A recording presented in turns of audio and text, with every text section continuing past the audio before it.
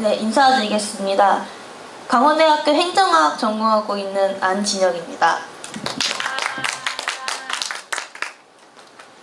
저는 올해 4학년이고 마지막 학기를 다니고 있습니다. 여러분들이 새내기가 될 때 전 이미 학교에 없을 수도 있어요. 대학생 신분이 얼마 안 남았지만 여러분을 위해서 용기 내어 이 자리에 섰습니다. 강연 주제를 한번 맞춰주셨으면 좋겠어요. 공부를 하다가 공부가 너무 하기 싫어요. 그러면 담임 선생님이 이러세요. 대학만 가면 다 이뻐지고 남자친구 생겨. 그렇지만 현실은 어떤지 다들 아시죠? 안 생겨요. 아니에요. 사실 우리는 다 알고 있어요. 대학만 가서 이뻐지는 게 아니라 그만큼 내가 노력하고 가꾸고 예뻐지고 사람도 만나고 그래야 뭐 남자친구도 생기고 이렇게 내 발전이 있다는 것을요. 제가 들고 온 주제는 새내기들을 위한 뷰티 강의입니다. 남자분들 지루해 하실 것 같은데 남자분들을 위한 팁도 마련되어 있으니까 이렇게 지루해하지 마시고요. 본격적인 강연 시작 전에 제가 한 설문조사를 알려드릴게요. 제 대학 동기나 선후배, 여자인 동기나 선후배인 분들에게 제가 물었습니다.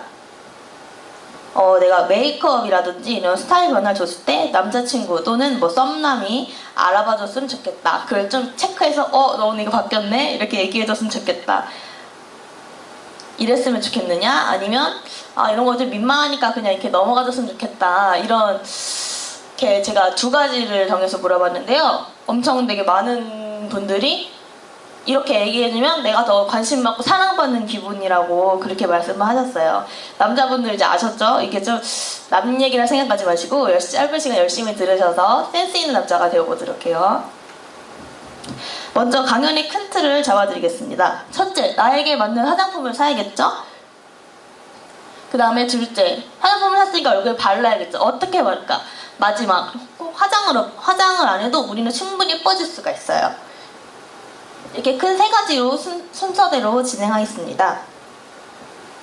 무엇을 살까? 화장품 종류가 너무 많은데 우리 이렇게 모두가 사용하고 많이 쓰는, 많이들 필요하는 그런 게 어떤 게 있을까 생각해보니까 아무래도 선크림이 가장 우리에게 많이 필요하고 그렇지 않을까 생각을 했어요. 실제 피부과 의사가 이렇게 말했어요. 가장 값싸고 확실하게 피부 관리할 수 있는 방법은 바로 자외선 차단제를 바르는 것이라고요. 먼저 자외선에 대해서 알아야 될 것 같아요. 자외선은 자외선 A, B, C가 있는데 C는 저희 오존에서 튕겨나가는 거 보이시죠? 자외선 C는 우리 피부에게 직접적인 영향을 주지 않아요. 그런데 자외선 A라든지 B는 우리 피부에 깊숙이 침투해서 노화라든지 피부 질환 등을 일으켜서 굉장히 우리 피부에 안 좋다고 할 수 있습니다. 특히 자외선 A는 노화의 원인이 되며 피부 진피층까지 깊숙이 침투해 검버섯이나 피부암까지 일으킬 수 있고요. 자외선 B는 피부에 깊숙이 침투하지는 못하지만 우리가 이렇게 그을리거나 그런 화상의 피부 노화의 원인이 된다고 합니다. 제가 선크림 하나를 가져왔는데요. 차단 지수 이거 SPF 35 그리고 무슨 플러스 이렇게 3개가 있는데 이게 무슨 뜻이냐 하면 먼저 35가 있어요. 35가 뭐냐면 자외선 B의 차단 지수임이에요. 자외선 B는 아까 뭐라고 했죠? 제가 피부 노화에 대한 거예요. 그런데 숫자 1이 10분 동안 자외선을 차단해주는 거다. 그러니까 35면 350분을 의미하겠죠?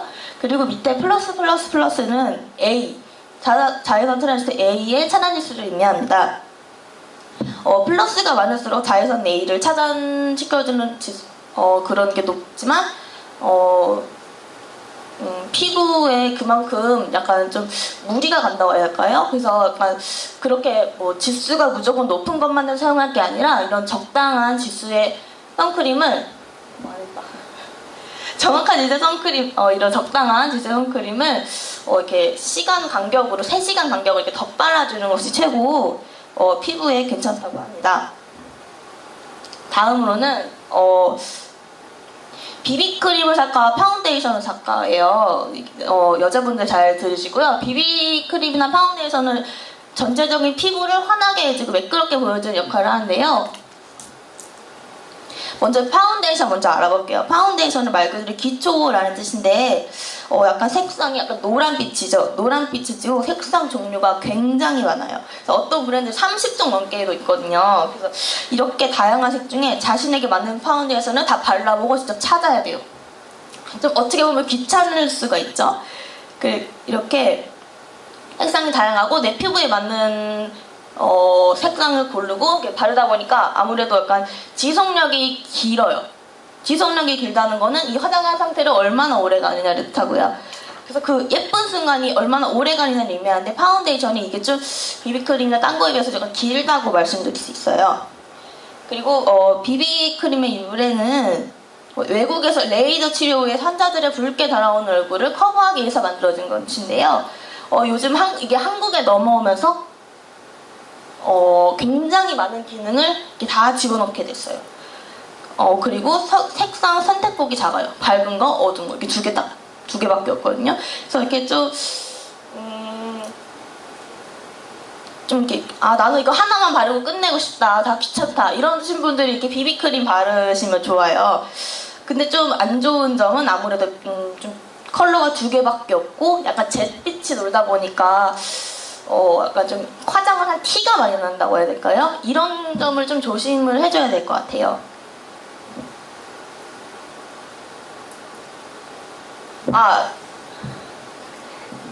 이제 베이스를 맞춰줄 색조 화장품을 사야겠죠. 이제 제가 정말 강조하고 싶은 거는 기본 아이템을 먼저 샀으면 하는 거예요. 기본 아이템이란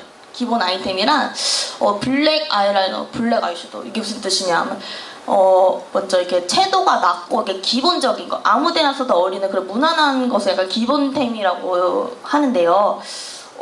이런 거를 먼저 구비해 놔야지 그 다음에 다른 색상을 도전해보고 할 수 있다고 생각해요. 그래서 먼저 이런 걸 산 다음에 그 다음에 다른 색을 구입하는 거죠.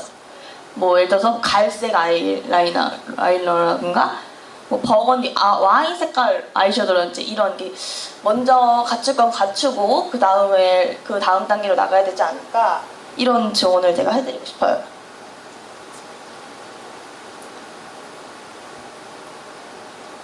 이 캐릭터 아시나요? 유명 웹툰의 어떤 한 캐릭터인데요. 이 캐릭터가 범하고 있는 정말 치명적인 오류가 있죠. 별로 얼굴과 목 색깔이 다르다는 거예요.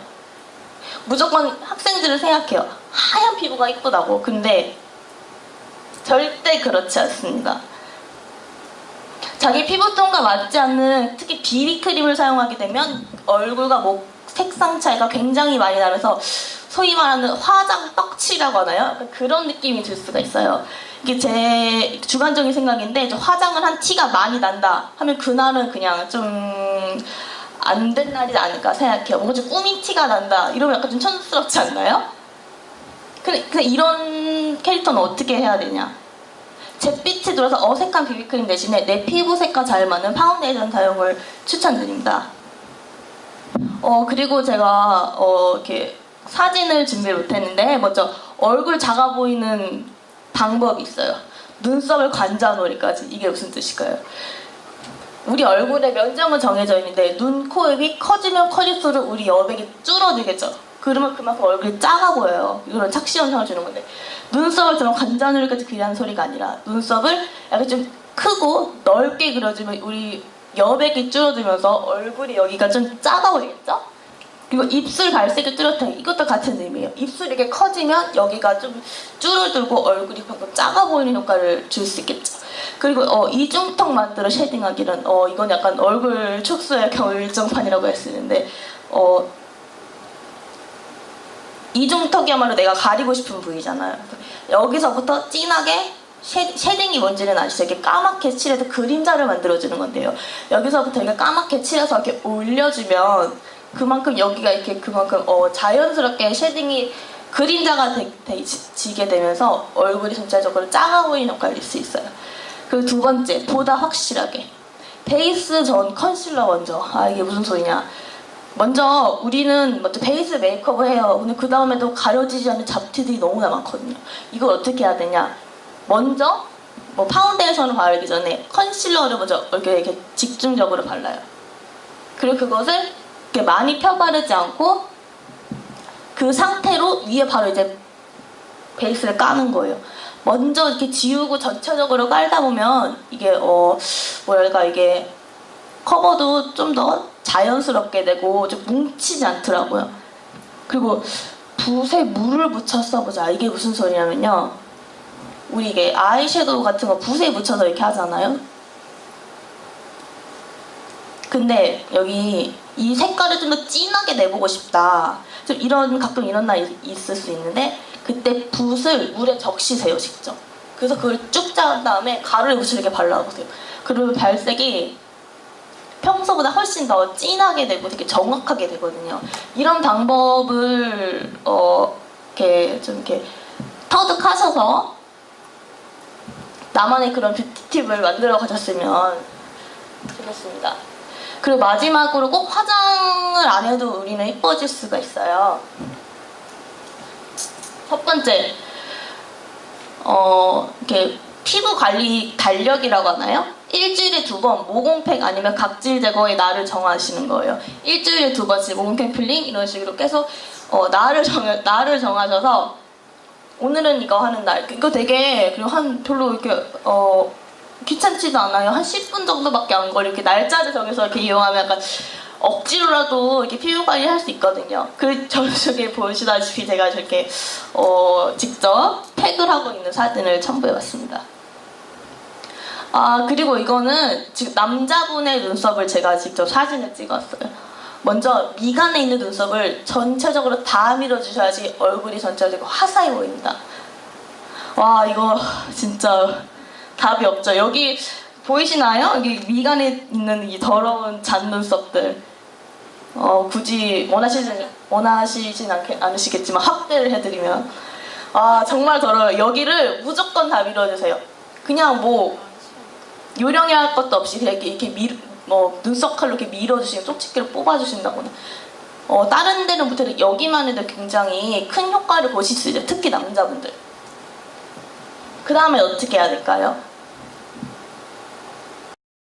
먼저 이렇게 이렇게 모양을 잡으면 좋겠다. 그리고 이렇게 먼저 이렇게 가이드라인이라고 하나요? 그걸 정한 다음에 끝에 있는 부분을 다 이렇게 밀어주시는 거예요.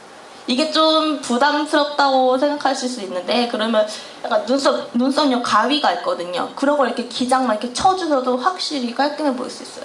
근데 이게 지금 제가 이렇게 해서 최종 작품은 아직 만들지 못해서 사진 첨부를 못했는데 먼저 이거 왜 나왔어? 그러면 눈썹은 여기서 마치고요. 입술 관리를 넘어가겠습니다. 입술 관리는 이렇게 남자분들 이렇게 꼭 입술에 하얗게 이렇게 뜨시는 분들이 있으세요. 이렇게 막 건조하고 쩍쩍하게 웃으면 이렇게 피나고 이러시는 분들이 있는데 그런 거 좀 이렇게 좀 이성으로 볼 때 좀 보기 안 좋습니다. 그래서 정말 쉽고 저렴하게 관리할 수 있는 방법 알려드릴게요. 입술에 바세린을 바르는 게 아니라 푹 떠서 이렇게 얹어주세요. 팩을 하듯이. 제가 어제 사진을 찍었는데 좀 여러분들에게 정확하게 보여드리려고 좀 떡칠을 했어요. 이렇게 정말 얹듯이 바르신 다음에 그냥 그대로 주무세요. 그리고 아침에 일어나서 세수할 때 이렇게 문지르면 때처럼 정말 많이 나오면서 입술이 정말 매끈해지는 걸 아실 수 있을 거예요.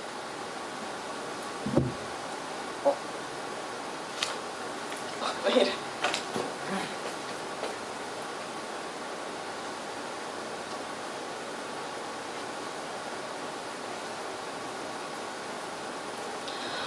그리고 마지막으로 남자분들은 뭐 면도 다 하시겠지만 여자분들이 되게 이걸로 고민하시는 분들이 은근 많으세요.